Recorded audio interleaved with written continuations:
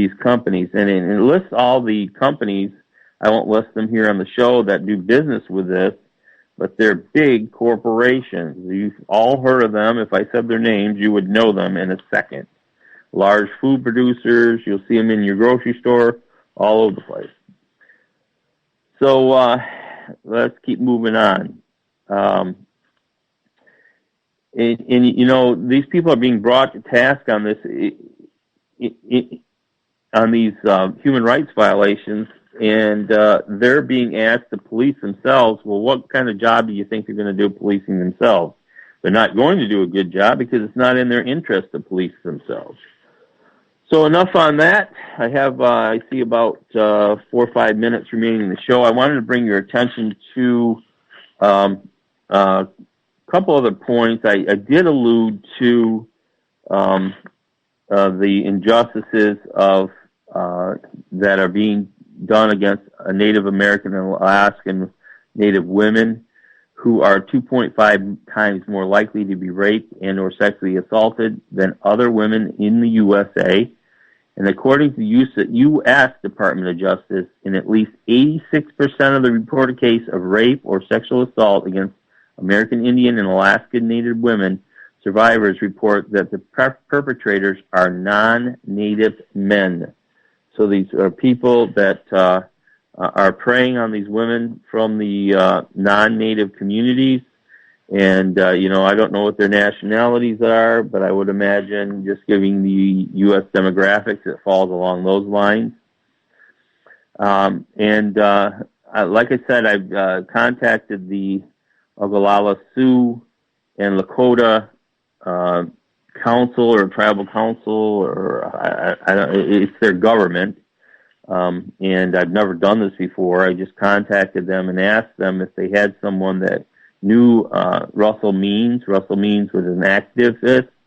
He didn't use all nonviolent ways of protesting and trying to get the American Indian movement's agenda moved forward. As you know, the country's history was dealing with the Native Americans and or Indian peoples. That we were very unjust with them, very cruel, and murdered many of them. And this was during a time of war that we, quote unquote, had with them. And basically we were just taking their land and then we were conquering them. And, just the despicable things that were done were just terrible. And I've always said to myself in my heart that if I could do anything to help the Native Americans, the indigenous people, the Aboriginal peoples of the world, there's a groups in up in Nunavut, and these are Eskimo people that I would like to help up in those areas.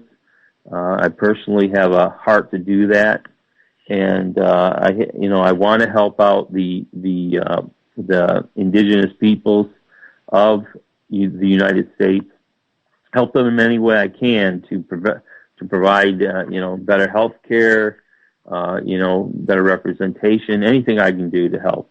I want to do that for those people groups. So I'm reaching out to them, and hopefully they will respond. I do believe in nonviolence. I do believe in what Martin Luther King stated that we should do with regard to opposing oppressive and improper behavior. One of the things I wanted to bring up, a couple scriptures here, is that in Proverbs 22:16, says, "Whoever oppresses the poor to increase his own wealth or gives to the rich will only come to poverty." So that's something that these people, especially that are oppressing people, should be known as. Getting back to what we left undone in Ezekiel chapter 16, 49 through 50 says, "Behold, this was the guilt of your sister Sodom. She and her daughters had pride, excess of food, and prosperous ease, but did not aid the poor and needy. They were haughty and did abominations before me, so I removed them when I saw it. And that was God speaking. So, these things that are these are happening. There's going to be a reckoning one day. And God will take the task the people that hold back wages of their workers. Don't know how much time we have. Chad, can you give me a little shout and let me know so I know what we have going on here. Okay, I got a wrap-up sign. I just like to let each one of you know that I love each one of you, and even my detractors, and I just want to bless you in Jesus' name. Hope that you have a great week, and please remember to do good to others. Have a great one.